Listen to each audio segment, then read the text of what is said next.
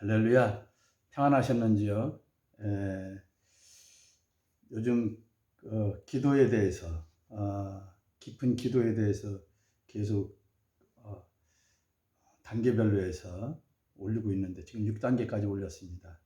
근데 이 6단계까지 올렸는데 이 기도 내용은 사실은 제가 체험한 것, 터득한 것을 이렇게 해서 올리는 것보다도 잡는 귀용, 인터넷에 검색해 보면은 잡는 귀용에 대해서 많이 나와 있습니다. 프랑스의 백작의 그 딸로 태어나 가지고서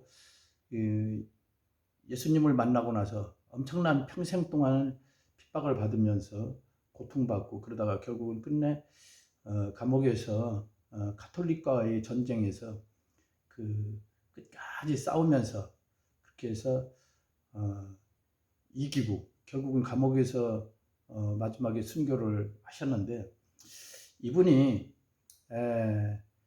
그 예수를 믿는 사람들에 대해서 그분들이 이제 이분에 대해서 이제 그 기도하는 방법과 이런 것들을 좀 알려달라고 그랬는데, 소책자로 해서 그들에게 이 신앙에 유익을 주기 위해서 기록했던 책인데, 그 책이 유명해지면서 프랑스에서는 그 모든 집집마다 이 책을 거두어서 갖다가 다 불살아 버리고 그렇게 했던 책입니다. 그렇게 하면서 지금은 이제 박물관에 지금 원본이 소장되어 있고, 그 책으로 인해서 얼마나 많은 사람들이 변화됐는지, 이 지구상에 얼마나 많은 사람들이 하나님을 만나고 그러고 나서 기라성 같은 그런 인물들이 나왔는지 모릅니다. 진젠도르프라고 저도 잘 모르는 분이었었는데 인터넷에도 나와 있더라고요. 독일 종교 운동가가 이분에게 이 책을 보고 깊게 감명을 받아가지고 깊이 하나님을 만나고 그렇게 또 했고요. 모리비아라고 체코의 또 종교 운동가, 또 존 웨슬리, 영국 종교 개혁가, 또 제시펜 루이스, 영국 종교 운동가, 그 다음에 워치만 리, 중국 종교 지도자. 그렇습니다. 워치만 리 같은 경우는 공산주의 국가인데도 이 사람한테 정치인들이 뭘 좀 물어보고 그럴 적에는 가서 또 조언을 받고 그랬다고 하는 얘기도 있습니다. 워치만 리 책도 여러 번 쓰고 그랬는데, 굉장히 많은 사람들이 이 잡는 기용, 지금부터 350년, 60년 전에 그 썼던 책인데, 그 당시에 그 책을 보고서들 그렇게 다들 깊이 하나님을 만났던 이야기가 있습니다. 그래서 저도 이게 30년 전에 이 책을 구했는데, 번역이 이 영적인 것을 이렇게 설명한 거라 어느 것은 잘 이해가 가지도 않고 영적 수준에 따라서 또 이해가 그때그때 또 다르게 느껴지고, 그래서 책꽂이에 소장해 놨다가 또 가끔 한 번씩 보고 그랬는데, 점점 볼수록 이제 좀 제가 더 깊이 하나님을 만나면서 더 깨달아지고, 그래서 여러분들에게 이거를 같이 공유하고 올리는 것입니다. 그러니까 앞으로도 몇 번 더 올릴 거거든요. 귀한 책에서 보고 또 그렇게 하고서 저도 체험하고 그렇게 하고서 올리는 것이니까 같이 주님 오실 때가 가까워졌는데 구독 누르시고 그렇게 하면서 계속 반복해서 들으시면서 많은 은혜를 받으시기 바랍니다. 저는 사실 이건 뭐 구독 눌러서 많은 숫자가 올라가도 아무 상관은 없어요. 아무 상관도 없고, 또 이 기도 내용 이전에도 꼭 그리스도인들이 자기를 주님 앞에 서기 전에 점검해야 될 사항, 뭐 용서하지 못한 것, 죄에 대한 문제, 또 상처받은 것, 상처가 치유되지 않은 문제, 이 꼭 필요한 것들만 쭉 올려놨어요. 올려놨는데 안타깝게도 마지막 때라 많은 유튜브들이 많은 뉴스와 많은 것들이 올라오면서 많이 그렇게들 사모를 안 하는 것 같습니다. 자, 그러면요, 오늘은 침묵 기도에 대해서 이제 말씀을 좀 나누겠습니다. 기도 7단계. 자, 어떤 사람들은 침묵 기도라는 말을 듣고 그 사람의 영혼의 역할은 침체적이며 활력을 잃은 활동이 없는 상태로 있는 것이라고 결론을 내리기도 합니다. 예. 그게 침묵 기도하면은 저 사람 졸고 있다, 아니면은 영적으로 깔아져 있다, 이렇게 얘기들 하고 그랬는데 그것은 사실이 아닙니다. 실제로는 침묵 기도는 그 영혼이 소리내어 입으로 하는 기도에서보다 높고 포괄적인 역할을 맡게 된다고 그럽니다. 자, 두 번째는 왜냐하면은 영혼은 활동적이면서도 동시에 아주 고요한 침묵 가운데 머무를 수가 있습니다. 이것은 주님께서 친히 그 영혼을 움직이는 분이 되시며 그 영혼은 성령님의 움직이심에 반응하며 활동하게 됩니다. 자, 로마서 8장 14절 말씀을 보면은 무릇 하나님의 영으로 인도함을 받는 그들은 곧 하나님의 아들이라. 예. 그러므로 침묵 기도에 들어가는 것은 모든 활동을 중지하는 것이 아니라 오히려 그것은 혼이 영의 움직임에 의해서 활동되는 것입니다. 입신 들어갔을 때 그러죠. 예. 그렇습니다. 더 깊은 기도에 들어갈수록 방언으로 기도하는 것도 소리내서 막 하다가도 점점 깊은 속에 지성소에 들어갈수록 이 소리가 점점 작아지다가 잠잠해집니다.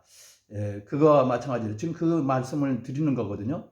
자, 세 번째, 에스겔서를 보면 생령, 즉 성령이 움직이면 바퀴도 움직이고 또 그 영이 멈추면 또 함께 멈추는 것을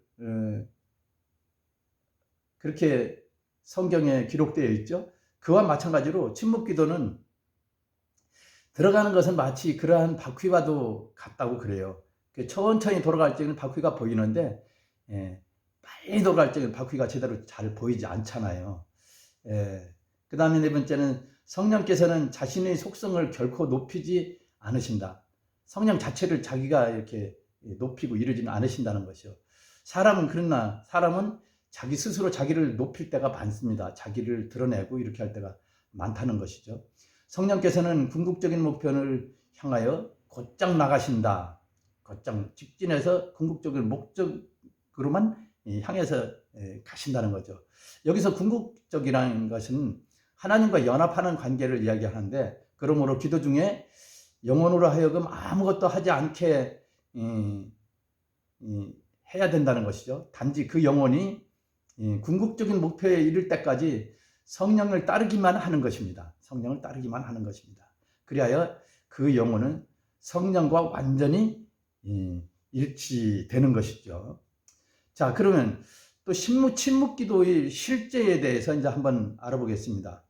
성령의 활동과 별개로 스스로 활동, 부르짖음과 외적인 기도를 이야기하죠. 하게 되면 그 본성에 의하여 강요되어 영혼은 긴장에 쌓이게 된다. 그 영혼의 상태는 내가 부르짖고 막 몸에 진동을 하면서 이렇게 기도하고 많은 이렇게 움직이면서 이렇게 기도할 적에 그것도 어느 정도 유익은 있습니다. 그러나 긴장 속에 쌓이게 된다는 거죠. 기도 속에서 영혼의 노력은 언제나 염려와 애쓰는 것으로 나타난다. 영적으로 보면 그렇다는 것이죠. 실제로 이것은 도움이 그렇게 기도할 적에 그 도움이 성경에도 나팔같이 부르짖어 기도하라고도 또 했고 크게 부르짖으라고도 했는데, 부르짖어 기도할 때가 있고 또 이렇게 침묵 기도와 묵상 기도를 할 때도 있다는 것이죠. 자, 따라서 영혼을 움직이고 있는 때를 쉽게 구별해낼 수가 있습니다. 쉽게 말하면은 이렇게 부르짖어 기도하고 그렇게 할 적에 막 사우나 한 것 같이 시원하게 느껴지고 마음의 속에 기쁨도 오기도 하고 그것을 느끼는데, 느끼기도 합니다. 그런데 그래서 그것이 영이 영혼이 움직일 때와 안 움직일 때 본인이 압니다. 그래서 그렇게 하고 나면은 막 시원하니 뭐가 된 것 같은데 또 조금 지나고 나면 또 컬컬하고 답답하고 마음이 또 이 평안이 없습니다. 그렇게 하면 또 기도의 장소에 가서 또 그렇게 기도하고, 그래서 어떤 분들은 어디 가서 기도하면은 막 그렇게 좋고 이런 얘기들 하는데, 자, 그런데 여기서 침묵 기도는 내 안에 계신 주님과의 꾸준한 기도의 대화를 나누는 것입니다. 할렐루야. 그러나 영혼이 성령님께 반응하여 움직이게 된다면 그러한 활동은 자유롭고 또 쉬우며 자연스러운 것이다. 마치 당신이 전혀 노력을 하지 않는 것처럼 보이기도 한다는 것이죠.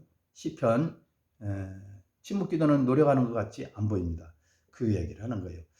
18편 19절 나를 또 넓은 곳으로 인도하시고 나를 기뻐하심으로 구원하셨도다. 자, 여섯 번째 또 일단 당신의 영혼이 내면 세계로 향하여 당신의 생각이 성령님께 고정되면 바로 그 순간부터 주님의 영으로부터 내적으로 이끄는 힘이 매우 강하게 느껴진다. 속에서 이렇게 막 빨아당기는 것처럼 이렇게 당기는 것을, 자석처럼 당기는 것을 느껴진다는 것이죠. 막 그게 편안해지면서 샘솟는 것 같이 느껴집니다. 사실 당신의 영혼을 이끄는 힘은 다른 어떤 힘보다 강하며 특히 당신을 표면으로 돌아가도록 이끄는 것들보다 훨씬 강력하다. 할렐루야. 이러한 경우 영혼은 활동을 하는가에 대해서 그렇다. 그러나 그것은 너무나 승화되고 자연스러우며 또 평온스럽고 또한 아주 자발적이기 때문에 겉으로는 마치 영혼이 아무런 노력을 하지 않는 것처럼 그렇게 보이고 그렇게 한다는 것이죠. 외형적으로 볼 적에는. 이는 바퀴가 천천히 돌아갈 때 육안으로만 보이지만 빨리 돌아가면 안 보이는 것 같이 사람이 이렇게 볼 적에는 기도도 안 하고 그냥 아무것도 안 하는 것 같지만 이 내면의 속에서 침묵을 하면서 조용하게 내 생각과 마음을 외적으로 밖으로 이렇게 내보내지 않고 안으로 불러 모으면서 더 집중하면서 주님과 교제를 나누면서 침묵하면서 그렇게 기도를 하는 것입니다.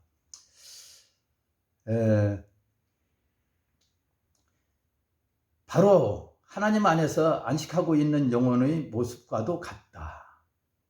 영혼은 평온으로 충만하다는 것이죠. 그러니까 평안하고 전혀 누가 볼 적에는 그런 것이죠. 잔잔하고.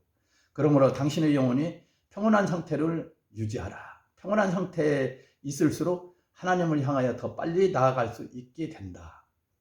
이는 영혼이 영에게 복종하고 움직이며 지시하는 존재는 성령이시기 때문입니다. 성령이 지시하고 이끌어 가시기 때문입니다. 하나님께서 이와 같이 이끄심을 치료하는 기름인 동시에 당신은 하나님께로 유인하는 향기가 되기도 한다. 하나님을 내면에 계신 성령님, 내 안에 계신 성령님 이렇게 빨아당기는 것처럼 계속 끌어당기면서 유입하면서 이렇게 하신다는 것이죠. 아가서 1장 3절에 보면 우리가 너희 향기름의 향기를 따르는구나. 자, 그래서 오늘은 침묵 기도에 대해서 이렇게 짧게 또 올렸는데요. 8단계에서 침묵 기도에 대해서 한 번 더 올리겠습니다. 그리고 9번째 단계는 변하지 않는 상태. 뭐가 변하지 않는가? 변하지 않고 외적으로는 변해도 내적으로 변하지 않고 이렇게 하는 그런 내용에 대해서 또 한 번 또 올리겠습니다. 주님의 발작 소리가 가까이 들리는데 더 많은 기도와 완전히 깊은 속으로 들어가서 지금 하늘문이 아직은 열려 있을 때에 이 성령 안으로 들어오는 것이 방주에 들어오는 것입니다. 이제 곧 이제 주님 재림하시고 나면은 이제 성령의 활동도 멈추고 이제 방주가 닫아질 텐데 그때는 늦습니다. 늦고 이제는 그때는 이렇게 하면서 이제 환란 가운데 들어가는데 제가 이제 이 말씀에 이 땅에 환란이 얼마나 많이 지금 오고 있고 이미 하나님께서 사인으로 환란을 보내셨나 이것도 올려놨습니다. 그것을 보면은 하나님의 발작 소리가 선명합니다. 그 다음에 이 코로나 자꾸 얘기하는데 코로나 전염병이 주님 오시기 직전에 성행한다고 그랬습니다. 이 모든 것들이 하나님의 발작 소리이기 때문에 우리는 더 깊이 점점 더 깊이 계시록에 보면 그렇죠. 악한 자는 더 악하고 또 더러운 자는 더 더러우며 의로운 자는 더 의롭고 그렇게 하라고 이렇게 말씀이 있는데 지금은 말씀 안으로 더 사모하면서 그렇게 더 의로움으로 더 의롭고 더 믿음 안으로 더 들어와야 됩니다. 그렇게 해야지 선명하게 이 물고기를 가를 때에 거기서 선별돼서 하나님의 사람으로 하나님의 백성으로 선택받는 것입니다. 할렐루야. 우리 모두 잘 준비하여 휴거 신부로 잘 준비됩시다. 샬롬 마라나타. 또 다음에 뵙겠습니다.